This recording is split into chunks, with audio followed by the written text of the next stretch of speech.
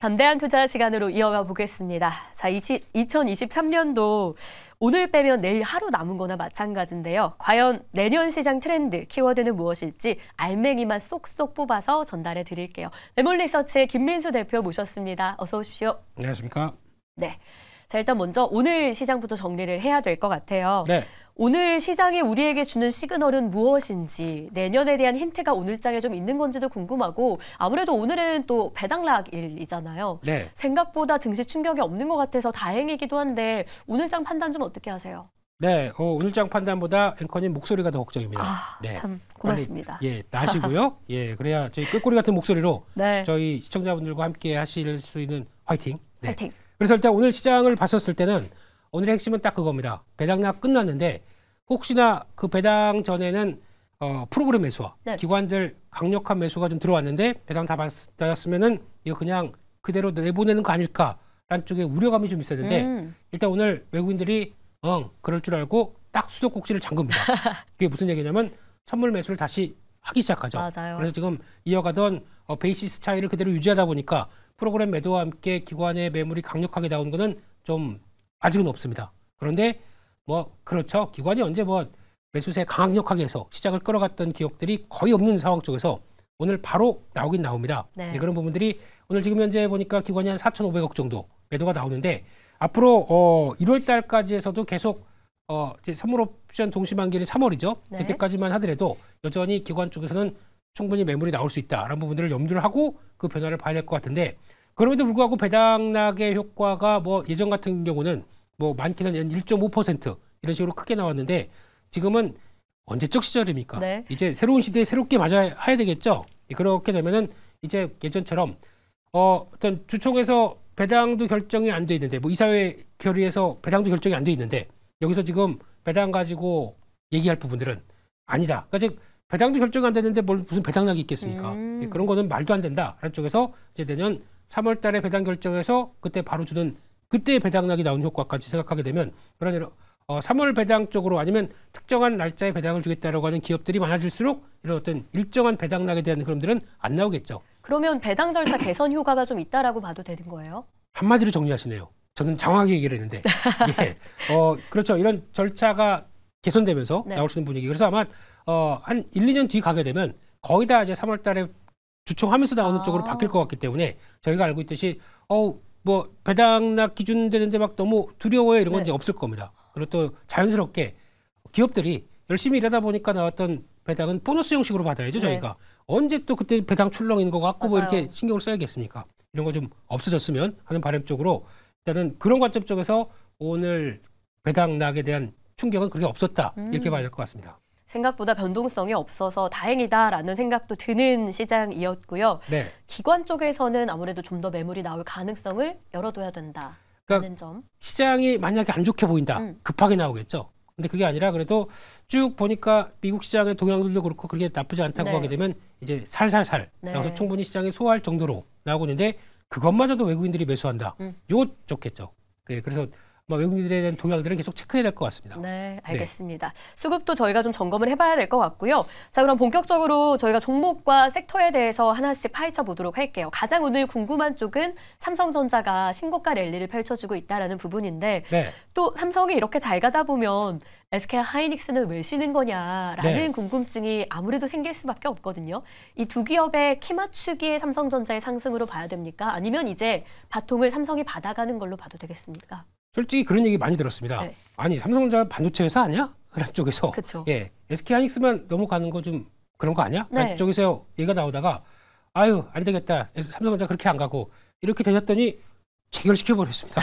매도가 쉽게 말씀드리면 이 정도에서 지겨워서 안 되겠어. 그런데 그걸 다 체결시키고 그냥 쭉 올라가기 시작하네요. 이렇게 봤었을 때는 일단 그동안에 좀 격차가 많이 벌어졌던 삼성전자의 뒤늦은 잠에서 깨어나는 거죠. 이런 모습들이 지금 주가에서 영향을 끼친다고 봐야 될 것 같고 게다가 하나의 기폭제가 됐던 거는 우리도 HBM3 한다. 근데 지금 얘기 나오는 거는 그동안에 엔비디아가 일단 너네 HBM3 생산해줘 라고 선수급을 먼저 줬었죠. 아무래도 반도체 메모리 업황이 안 좋다 보니까 이를 통해서 먼저 마이크론 테크놀로지 그리고 SK하이닉스 쪽으로 줬었는데 이것도 삼성전자가 받았을 정도로 이제 엔비디아 쪽으로 들어간다라고 하다 보니까 너무 그쪽에 대해서 우리가 무시한 거 아닐까라는 쪽들도 지금 같이 보조를 맞춘 입장 쪽에서 상승력 보게 되면 SK하이닉스는 이만큼 삼성전자는 아직 이 정도라고 하다 보니까 그걸 맞춰가는 과정이라고 봐야 되겠죠. 그럼 삼성이 더 올라갈 룸이 남아있다라고도 해석해도 되는 걸까요? 근데 여기서 또 중요한 거는 네. 그렇게 되면은 SK하이닉스는 이제 아니고 삼성전자만 봐야 된다. 이건 아니거든요. 네, 결국에는 그만큼 마이크론 테크놀로지 같이 아직까지 HBM 쪽은 건드려보지도 못한 쪽들이 거기까지 물량 주고 생산해라고 하는 쪽은 그만큼 물량이 없습니다. 쇼티지가 네. 상당히 심하다고 봐야 되겠죠. 그러다 보니까 메모리 하는 업체들 다 오세요. 이거 돈 줄 테니까 빨리 만들어주세요. 라고 하는 이런 현상들이 더 포인트를 맞춰야 되게 되면 뭐 SK하이닉스는 워낙 그만큼 많이 갔었으니까 상대적인 격차를 줄이는 과정이라고 봐야 되겠죠. 네. 알겠습니다. 사실 비교할 수 없는 두 기업이기도 하고요. 네. 많은 국민의 사랑을 받고 있는 두 기업이기도 한데 오늘 정리를 좀 깔끔하게 해주셨고요. 결국 반도체 업황에 대한 인식도 좀 같이 개선되는 요즘 흐름입니다. 그러다 보니까 AI 반도체주도 상승을 했고요. 근데 너무 반도체의 시선이 집중됐을까요? AI 관련주는 또 상대적으로 소외되는 느낌도 공존을 했거든요. 네. AI 관련주들은 언제쯤 다시 기지개를 켜게 될까요? 전망 어때요? 1월 달이요. 당장 내년. 네. 1월 달이면 되게 오래 걸리는 것 같은데 이제 네. 다음 달에 기대 좀 해야 될 것 같습니다. 네, 이게 뭐냐면은 포인트는 삼성전자에서 CS2024부터 당장 갤럭시 S24 네. 이쪽을 공개하면서 가우스를 AI를 공개한다고 하죠. 네. 그렇게 되면 거기 탑재된 뭐 문서 작성이나 아니면 또 그거 관련된 또 번역 이 관련된 쪽에서 뭐 이제 말로 하게 되면 그런 언어와 관련된 쪽의 모델들도 입력 그리고 또 그에 따라서 러닝하는 이런 과정을 보게 되면 지금까지는 하드웨어만 부각받았었죠. 소프트웨어도 한번 부각받을 때 됐다라는 쪽에서 소프트웨어는 1월 달에 좀 보통 작년도 그랬고요. 네. 그런 변화가 나오지 않을까 싶어서 그거 관련된 업체들 좀 있죠. 그중에서 뭐 플리토 같은 경우나 뭐 최근에 셀바스 AI 이런 종목들 같은 경우는 약간 지금쯤 관심 있게 좀 봐도 되지 않을까. 미리 선점해도 된다. 네. 눌림목에서 어느 정도 좀 들어왔기 때문에 이런 거는 이제 AI도 소프트웨어도 좀 같이 가자 이런 입장 쪽으로 봐야 될 것 같습니다. 내년 정도 1월이면은 바로 AI 관련주들도 관심을 받을 거다. 선점도 괜찮다. 종목까지 공개를 해주셨는데 자, 또 한 가지 1월하면 저희가 봐야 될 게 실적인 것 같아요. 네. 3분기 실적 끝난 지 얼마 안 된 것 같은데 뭐 1월 초에 삼성전자, LG전자를 필두로 또 실적이 4분기 시작이 된다고 봐야 되잖아요. 그렇습니다. 좀 기대 가질 만한 실적 기대주 있을까요? 네, 실적 관련해서 이것저것 보고 있는데 네. 솔직히 4분기 실적은 대한민국 증시 입장 쪽에서 K증시는 4분기 실적 거의 뺍니다. 왜냐하면은 네. 이만큼 나올 걸로 봤는데 그만큼이 안 나오는 경우가 대다수가 많습니다. 왜냐하면 그때 인센티브 들어가죠. 거기다가 1년 동안 나왔던 비용들, 우발 비용들, 뭐 채무까지는 아니겠지만 네. 예, 이런 여러 가지를 한꺼번에 정리하고 그걸 생각보다 좀 줄어드는 경향들이 많습니다. 그렇기 때문에 그걸 가지고 4분기 실적이 좋았기 때문에 그것까지 달린다. 이런 쪽이 거의 주가 플레이가 없고요.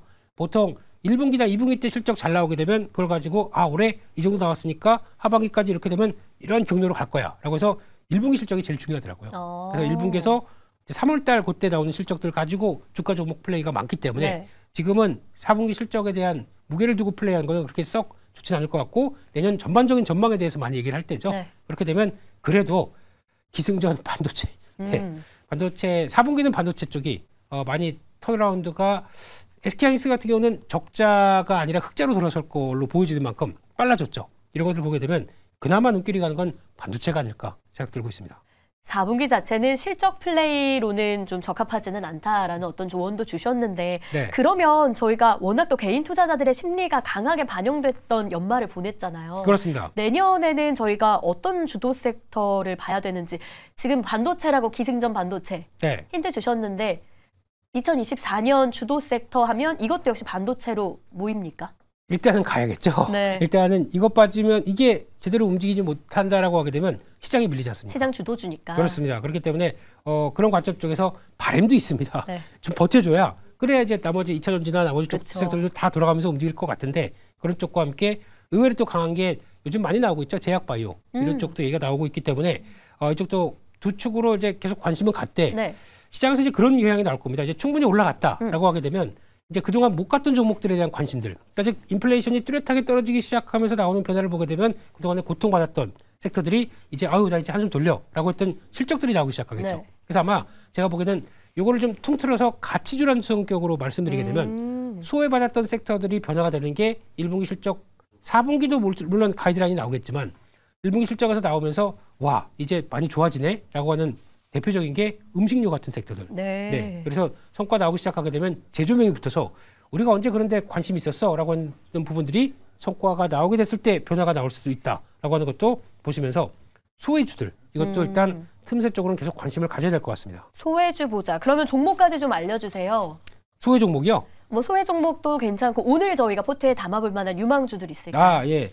오늘은 아까 반도체 제약바이오니까 두 가지 키워드에 맞춰서 가장 먼저 봐야 될 건 TFE 같습니다. 네, 특히 삼성전자가 그렇게 가는데 삼성전자 향 쪽으로 들어가는 소켓 쪽의 종목은 더 가져야겠죠. 그쵸. 네, 그래서 지금 눌림목 잘 받고 움직이는 모습이 나오다 보니까 그리고 또 결국엔 돌고 돌아서 HBM입니다. 네, 결국에는 또 디자인 하우스 IP 쪽 쭉 돌아서 결국은 다시 HBM 쪽으로 강화되죠. 왜냐하면 당장 내년부터는 실적 흐름들이 레벨업 될 걸로 보여지고 있기 때문에 그에 따른 관점으로 보게 되면 HBM 다시 보자 HBM 이쪽으로 아마 1월 달은 좀 움직일 것 같다. 그러면 삼성향인 종목은 당연히 가야겠다. 라는 쪽으로 바라보셨으면 좋겠고요.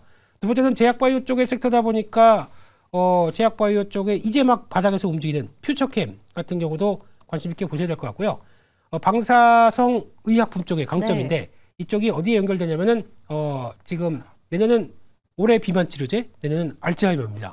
알츠하이머 쪽에서 일라이릴리에서 성과되어오는 3상 임상이 끝나게 되면 그쪽에서 나오고 있는 파킨슨병 진단용 알자뷰? 이런 쪽, 알츠하이머 관련된 쪽, 이런 쪽이 다 진단 의약품 쪽이 있다 보니까 당연히 부각받겠죠. 그런 쪽으로 나오게 되면 이제 변화가 들어와서 좀 나도 좀 갈게요 라고 할 수 있는 부분들이 나올 수 있겠다라는 쪽에서 포인트 맞춰봐야 될 것 같습니다. 알겠습니다. 반도체와 제약바이오를 보자 종목으로는 TFE 그리고 퓨처캠까지 선택을 해주셨습니다.